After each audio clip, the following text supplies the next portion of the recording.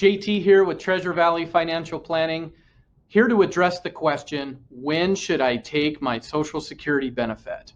Well, that is a very complex question, and there's a lot of moving parts to answer it properly. And amongst the financial planning world, we've been talking about this with our clients for years because of the various strategies you can use to help people claim Social Security. But today I'm going to take a different angle. I'm hopefully going to provide you something you haven't heard before that we're using for our clients that can be very powerful. Now, the stock market has been very favorable to us in recent years. In fact, we've kind of been lulled into complacency that the stock market is just going up forever. Well, we found out this year that is not always the case. So we started out with a pretty favorable market.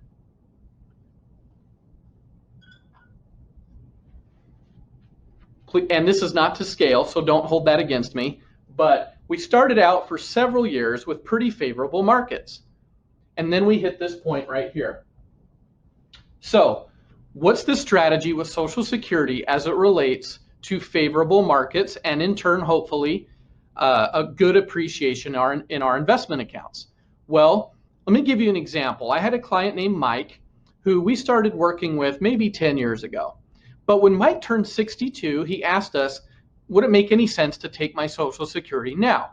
And for several reasons, the answer was no. But one of the reasons was because here's Mike at 62,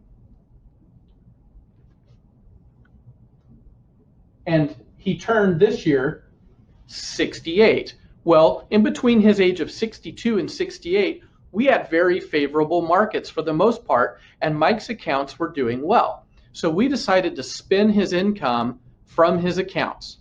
So during this period, we were delaying Social Security. Well, why would we do that? For a couple reasons. One, like I just mentioned, if the markets are doing well, we want to take advantage of that and spin our income from that. And secondly, every year we delay Social Security, we get an 8% increase on our account. Now, I think that's a pretty good guaranteed income benefit to get a guaranteed 8% compound growth rate on our account over time. So we have been delaying Social Security.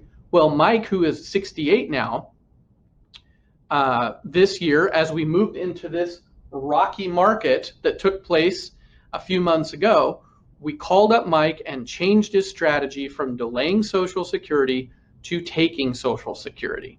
He was able to flip that benefit on, and the amount he received in Social Security benefit, we went over to his investment portfolio and we reduced his withdrawal on his investment account significantly.